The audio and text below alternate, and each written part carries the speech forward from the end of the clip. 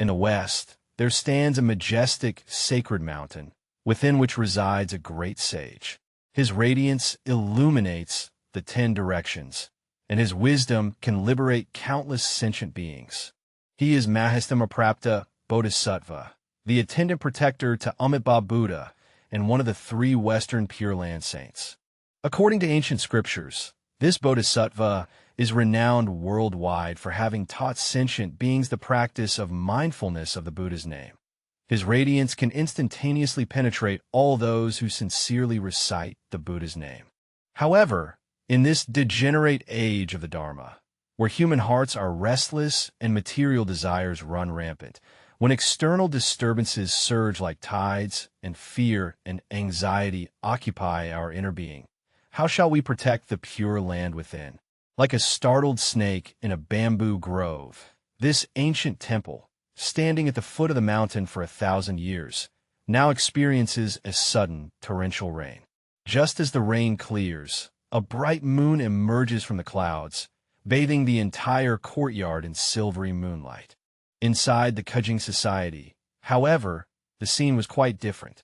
Hundreds of monks wore solemn expressions, constantly glancing toward the door, while the entire hall was filled with the clamor of voices. In recent days, a plague has ravaged the city of Guangxi, causing great fear and anxiety among the people. There were even rumors that evil spirits haunted the city, specifically abducting children at night. Panic spread through the city like a plague, and even the serene abodes of Buddhist practitioners found it difficult to remain unaffected. Venerable Ananda stood before the great hall, watching the panicked crowd, silently reflecting in his heart that indeed the age of degeneration was approaching, and the suffering of sentient beings was growing ever more profound. Suddenly, outside the capital mansion, a brilliant golden light radiated in all directions, its dazzling brilliance rendering the moonlight pale in comparison. Everyone involuntarily ceased their discussions and turned their gaze in unison toward the entrance. There, Sakyamuni Buddha slowly entered the great hall, bearing a serene countenance, his eyes scanning the assembly like radiant torches, followed by a compassionate smile. All beings, driven by the force of karma, have their minds overwhelmed by deluded thoughts, and as a result, the external world is filled with endless disturbances. Today, the great noble sage and prince of wisdom, empowered by the Buddha's blessing, leads 52 Bodhisattva attendants to listen to the Dharma, seeking to resolve the doubts and confusions within the minds of sentient beings. As soon as the Buddha's words ceased, countless auspicious clouds suddenly emerged in the sky, with multicolored radiance illuminating the earth. Above the clouds, the majestically adorned forms of the Bodhisattvas appear. At the crown of their heads, jeweled crowns emit countless emanations of Buddhas. The Bodhisattva stands tall and majestic, radiating light with every gesture. That light illuminates the hearts of all, melting away worries and afflictions like snow and ice. Venerable Ananda promptly bowed deeply in reverence, his voice slightly trembling as the Blessed One showed compassion. Today, as the disciple passed through the bustling city, he saw a young girl emaciated by the plague, yet her eyes still burned with the desire to live. The disciple wishes to offer assistance, but finds themselves powerless, overwhelmed by indescribable anguish within the heart. What is even more sorrowful is that the city's inhabitants fled in a panic, yet had nowhere to escape to, living in constant fear. In such a chaotic world, how should we ordinary beings conduct ourselves? Shakyamuni Buddha nodded slightly and turned to Master Bodhisattva Jawa, saying, "Very well, Ananda has asked about the key to practice. Great Master Wisdom Bodhisattva has long diligently practiced the samadhi of mindfulness of the Buddha, possessing complete, unobstructed understanding of the Dharma gate of the mind ground. Listening to a single word from him surpasses 1,000 words. The great Bodhisattva of wisdom emitted boundless light from his body, the radiance spreading in all directions.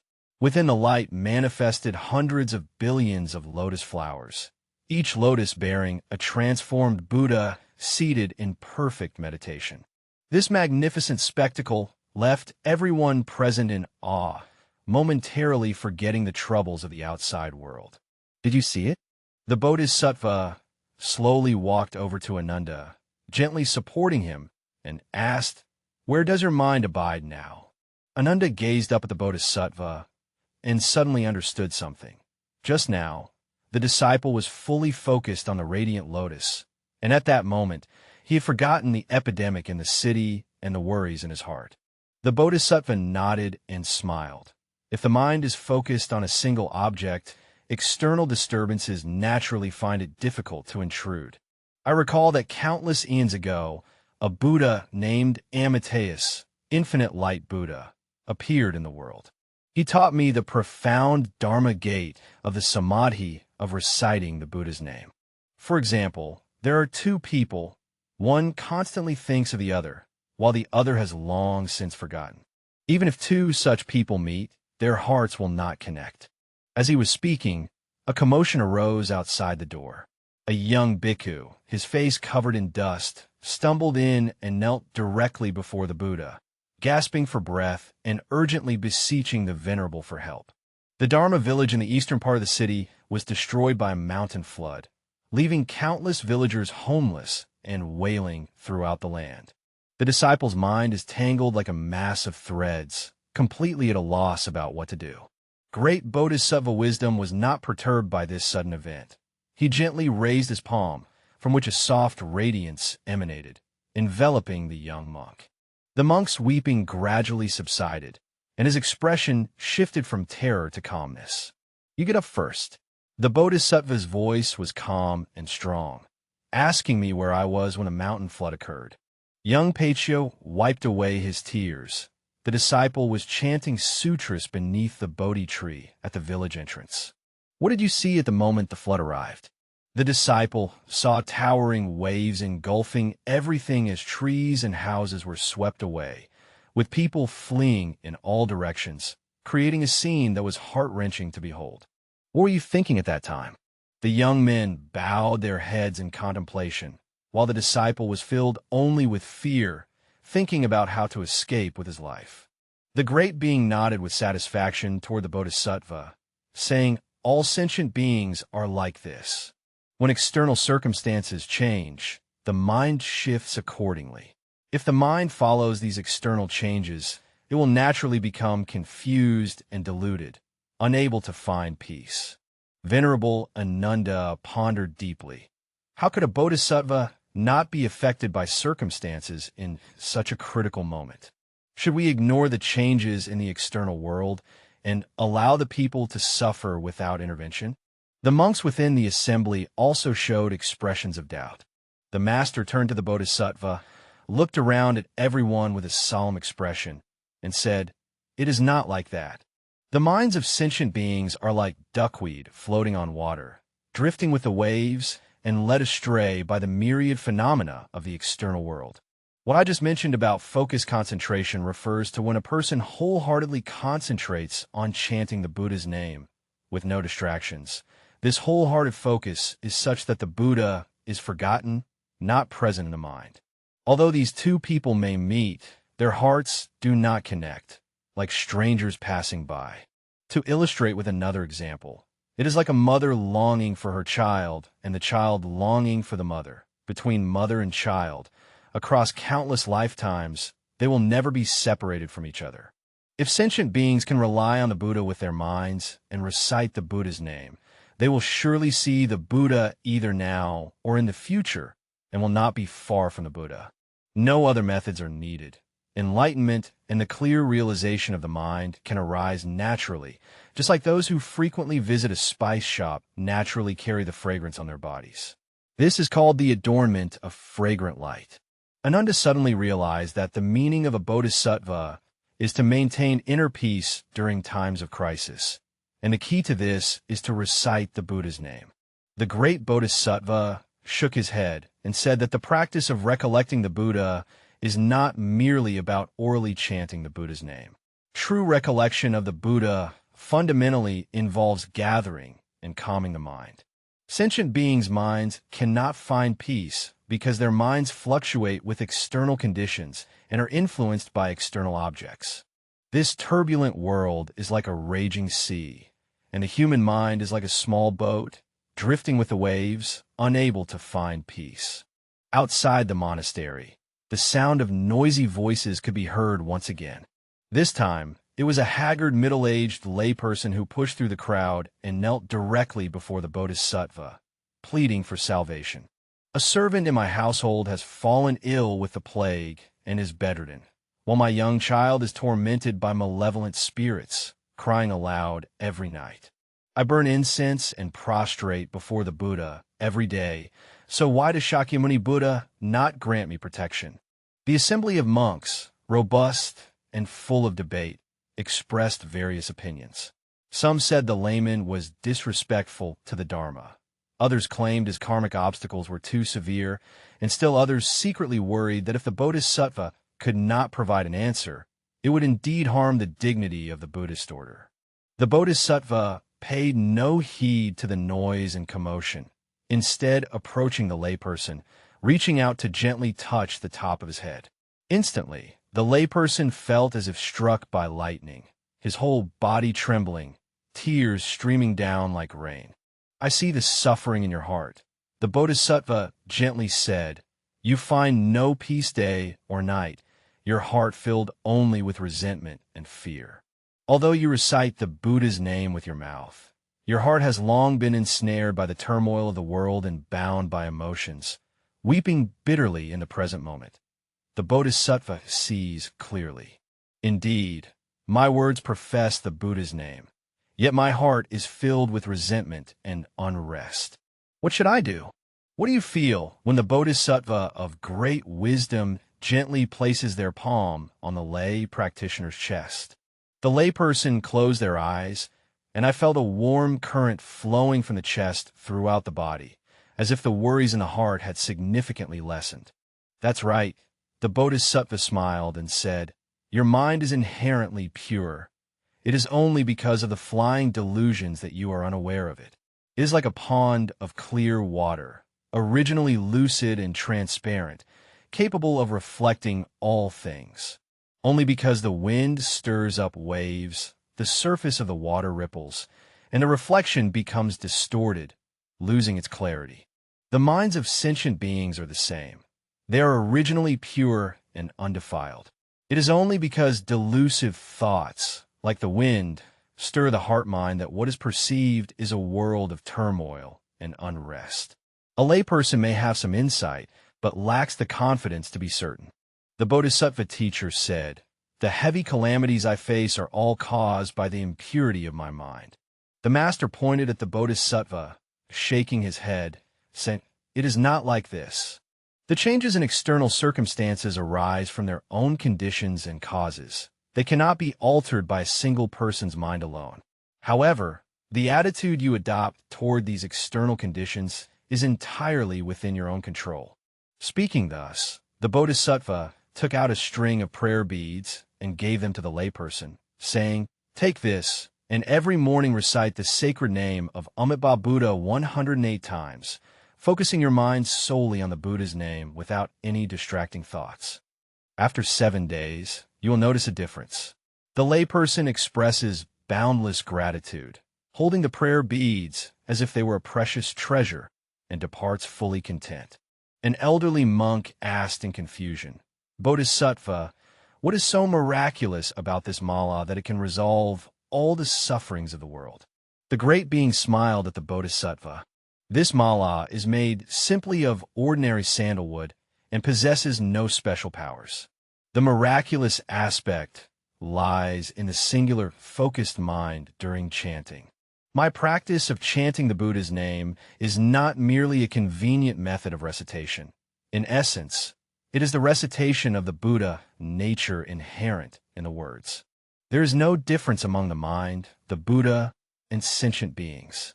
With the arising of a single thought, all phenomena come into existence. With the cessation of a single thought, all phenomena fade into stillness." Venerable Ananda further inquired, "The The profound teachings of the Bodhisattva are very deep, but since sentient beings have shallow faculties and are ensnared by external conditions, their minds have become as tangled as a tangled thread. How can they enter into such a state? The master Bodhisattva, with eyes gently closed, entered a brief state of meditation, then slowly opened his mouth to speak. Beings who wish to attain a tranquil mind need to understand 4 methods.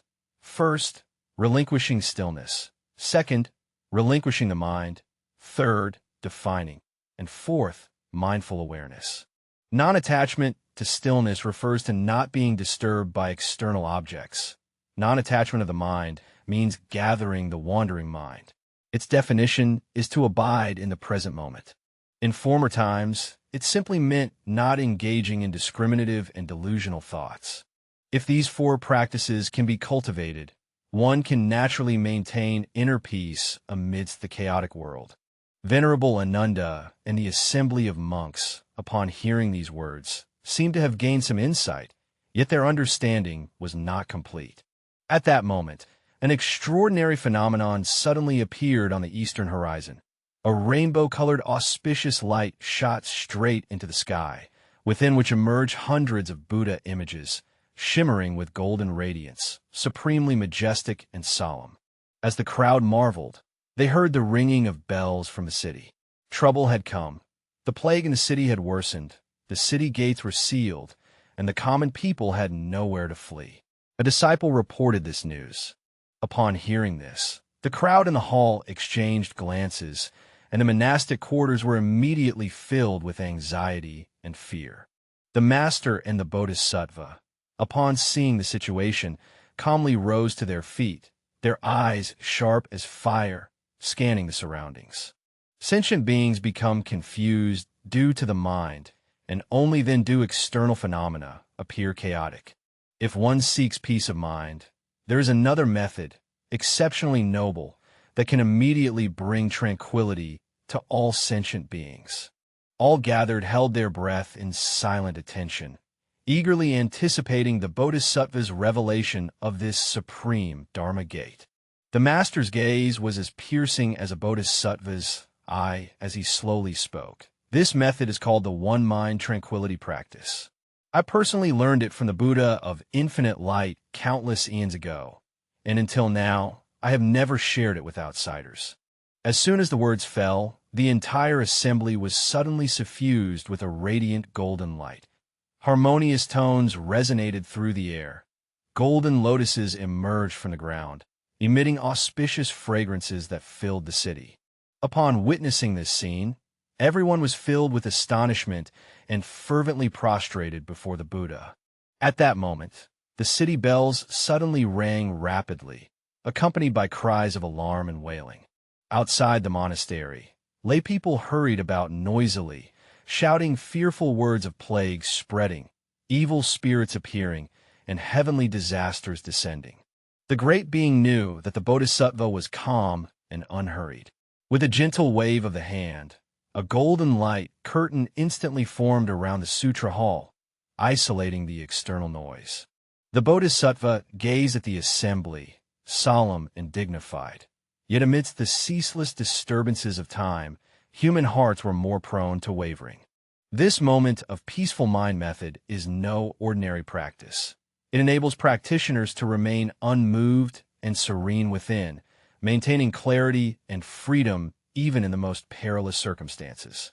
Venerable Ananda and the assembly of monks fixed their gaze intently, their expressions focused, yet their hearts filled with questions. What exactly is the Dharma of one thought of peace? How can it enable one to maintain inner tranquility amidst the world's most tumultuous environments? What miraculous qualities does this practice possess? Even more perplexing was that just as the master was about to impart this Dharma to the Bodhisattvas, a thunderous roar suddenly came from the east, shaking the earth and causing the walls to shudder violently in fear. The earthquake lasted only a moment, but left behind widespread devastation. In the midst of panic, bricks and tiles fell apart, dust billowed into the air, and the crowd remained shaken and unsettled. Only the great bodhisattvas remained seated like mountains, their faces serene and undisturbed, as if the recent tremors had never occurred. Do you see? The bodhisattva's gaze is like a blazing torch, sweeping over the panic-stricken crowd. No matter how the external conditions change, if the mind remains unmoved, naturally there is no fear. This is the profound secret of the practice of focusing one's mind on a single thought of peace.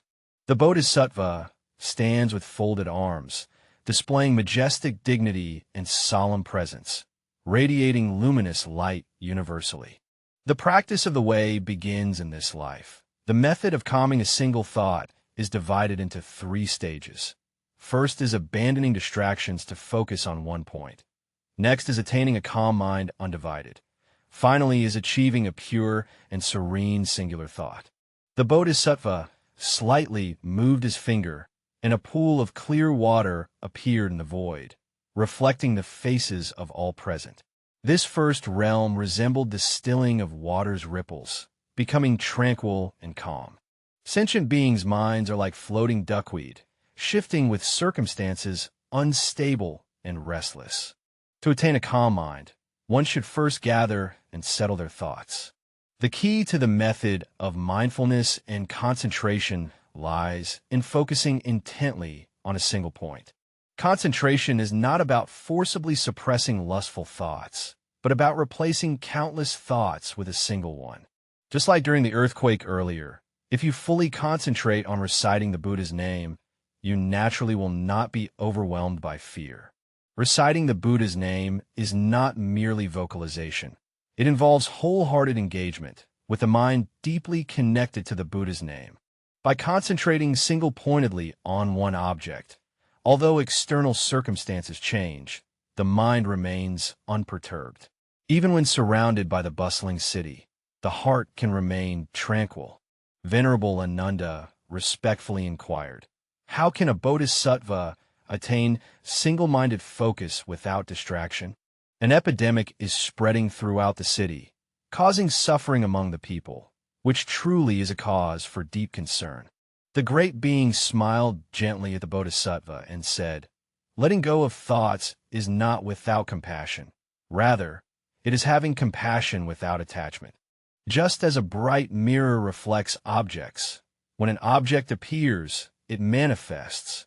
When the object departs, it vanishes without a trace." Sentient beings should learn to be like a clear mirror reflecting objects without being defiled by them. The key lies in observing one's own thoughts without following their flow. Take your anxiety about the epidemic in the city, for example. This anxiety originally arises from a wholesome intention, but if one becomes excessively worried, it not only fails to help the situation, but also disturbs the mind. The correct approach is to maintain a compassionate heart while abiding in right mindfulness. Help others when assistance is needed. Recite sutras when it is time to recite, and let everything follow its natural course without attachment. If a young monk asks again, but the disciple's mind is restless and agitated, with lustful thoughts swirling about, what should be done? Great bodhisattvas and non-Buddhists often experience significant challenges.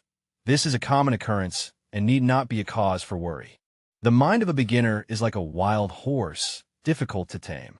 One can start with vertical breathing, reciting a Buddha's name with each breath. By continuously maintaining this practice, one gradually enters a favorable state. Alternatively, one can practice holding prayer beads, maintaining a fixed daily amount with undivided attention. Over time, this naturally leads to proficiency. It must be understood that the practice of sustaining mindfulness is precious because of its persistence, just like the effort of polishing a mirror. With continuous daily effort, the dust and grime naturally fall away, and the brightness naturally manifests. When a mind is restless with scattered thoughts, there is no need to forcefully suppress them. Simply become aware and gently bring the attention back to mindfulness. Just as a mother watches over her baby, when the baby wanders about, she only needs to gently embrace and guide, without scolding. With a wave of the bodhisattva's hand, Another scene of a lake appeared in the void, a second realm, where mind and environment are non-dual. When the practice of fixation of mindfulness is perfected and one can remain undisturbed by the states of tranquility, you will realize that the so-called distinction between the inner mind and external environment originally does not exist. Observe how the lake water reflects the sky, mountains, and trees. The scenery within the lake seems distinct from the actual landscape, yet in essence, they share the same origin and distance.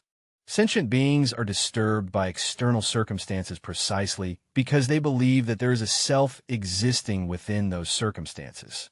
If one can realize the non-duality of the mind and its states, then regardless of the changes in the external environment, the inner mind naturally remains steady and unmoved. As stated in the Vimalakirti Sutra, when the mind is still, the Buddha land is still. This turbulent world is not elsewhere, but lies in the very next moment of your mind. If the mind is pure and calm, then everywhere is pure and calm.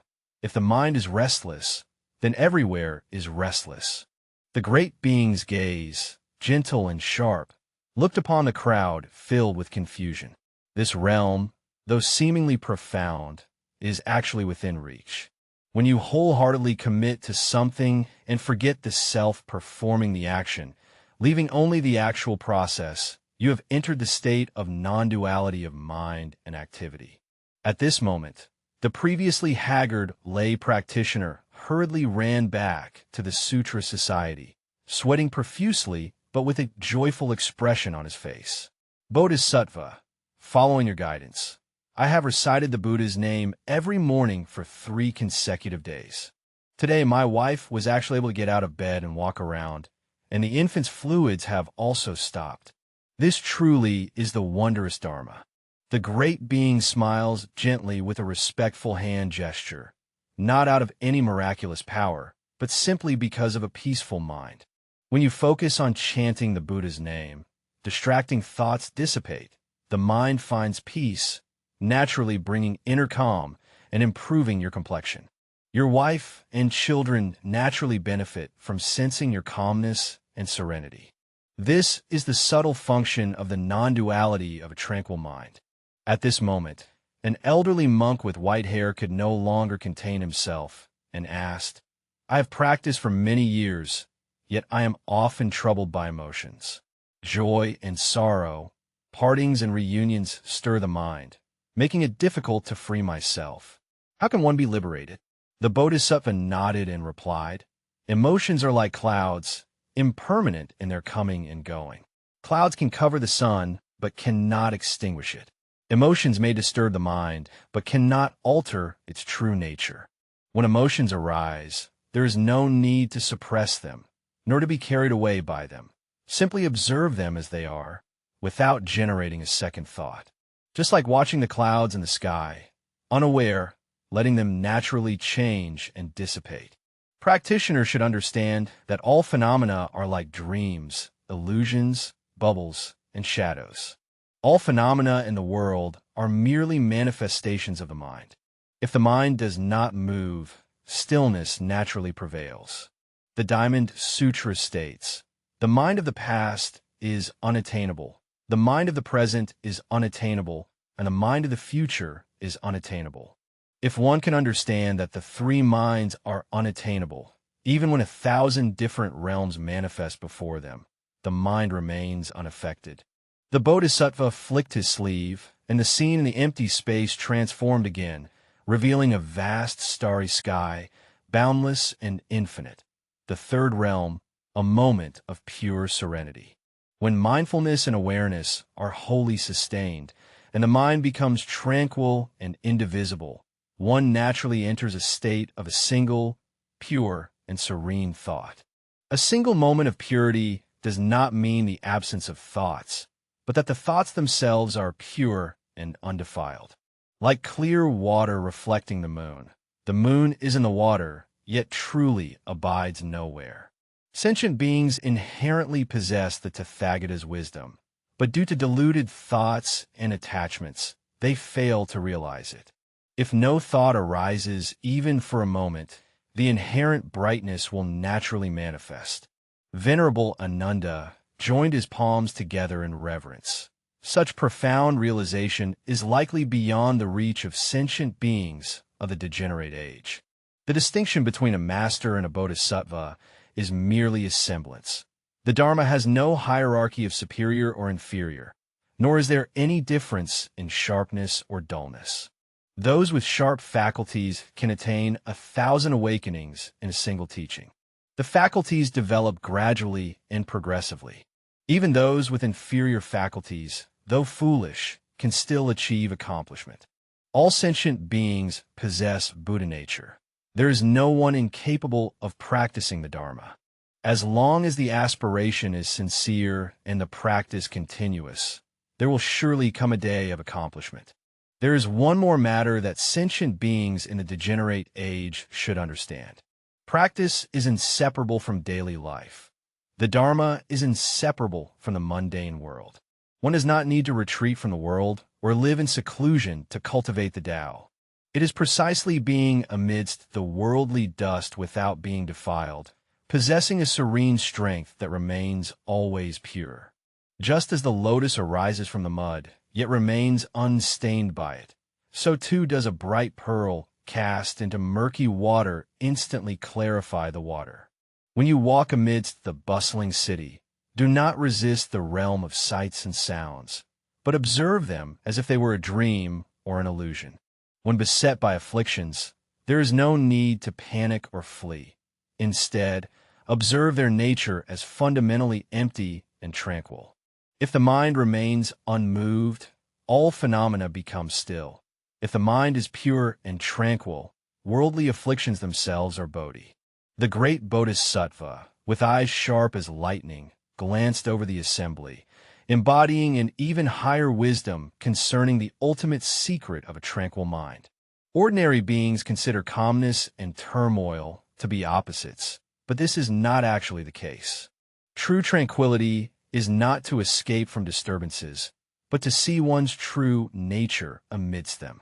Sentient beings seek pleasure to escape suffering, inevitably pursuing tranquility, yet in truth they forsake the root and chase the branches. Suffering and pleasure, as well as manifest and dormant states, are all dependent arising phenomena without inherent nature. Only after understanding this reverence can one handle matters with an ordinary mind, neither rejoicing over external gains nor grieving over personal losses. As stated in the Heart Sutra, neither increasing nor decreasing, neither defiled nor pure, neither arising nor ceasing. This is true tranquility. At this point, the Bodhisattva suddenly joined his palms together and said, "I will now transmit a mantra called the mind-calming mantra. You should carefully remember it and recite it daily. It will surely help you maintain inner peace amidst the turbulent world." Everyone watched with bated breath as the Bodhisattva emitted a lotus flower from the mouth, the flower blossoming in 5 colors, with golden characters appearing on each petal. External circumstances, like swirling clouds, do not defile the mind. The inner mind remains tranquil, revealing radiance. When not a single thought arises, the entire manifestation is present. All dharmas return to the one way, naturally perfect and complete. The mind, Buddha, and sentient beings are fundamentally connected. Amidst the fog of delusion, profound understanding arises. If one can single-mindedly focus on the Buddha, stagnation naturally dissipates and insight unfolds. In that very moment, everyone suddenly became enlightened, as if receiving a direct and invigorating infusion of wisdom, their hearts and minds fully opened and comprehended. The great Bodhisattvas, upon seeing the people's understanding, smiled gently and said, "In the era of Dharma decline, sentient beings are stubborn and difficult to transform. I now receive this Dharma again to respond to the end times. The 4 practices are patience, contentment, following conditions, and letting go. Forbearance means facing adversity without fear. Contentment is peaceful and joyful acceptance without desire. Acceptance of fate is not resisting what comes nor clinging to what goes. Letting go is having no attachments and an empty mind. If these four methods are diligently practiced, one will naturally attain peace of mind and reason, unshaken by external circumstances. Venerable Ananda has attained realization. What the Bodhisattva speaks is indeed true. Sentient beings fail to find peace precisely because their minds are attached. Attachment to fame and gain leads to anxiety over loss and gain. Attachment to desires and affections leads to joy and sorrow, separation and reunion. Attachment to the physical form gives rise to birth, aging, sickness, and death. If one can let go of attachments, liberation and freedom will naturally arise. Bodhisattva Mahāsthāmaprāpta smiled gently with his hands folded, affirming, "Indeed, it is so." Sentient beings, since beginningless kalpas, have been afflicted by delusional attachments, revolving through the 6 realms of samsara, experiencing various forms of suffering and distress. If one can let go of attachments and return to their true nature, liberation is attained. My practice of the Buddha naming method does not depart from this principle. When reciting the Buddha's name, one focuses wholeheartedly, with all other thoughts emptied. This precisely serves as a skillful means to teach letting go of attachments. When the recitation reaches its utmost state, one can realize that all objects of recitation are utterly empty. This is precisely the moment of attaining Buddhahood through seeing one's true nature. It was already late at night, the moonlight flowing like water. Everyone in the Sutra Society listened attentively, becoming so absorbed that they lost track of time. The master looked at the Bodhisattva and at the sky, then spoke gently, "The time is late. I should take my leave. It is hoped that you will follow the teachings diligently and make unremitting efforts. In the future, he will surely attain purity and freedom from defilements, maintaining inner tranquility amidst the chaotic world, unshaken by external disturbances, and thus achieve liberation with ease." Having finished speaking, the Bodhisattva emitted boundless light, illuminating the entire assembly. Then, transforming into a golden radiance, he gently ascended into the sky. All the people looked toward the direction where the Bodhisattva departed, remaining silent for a long time, only filled with joy in their hearts, their resolve to practice firmly strengthened.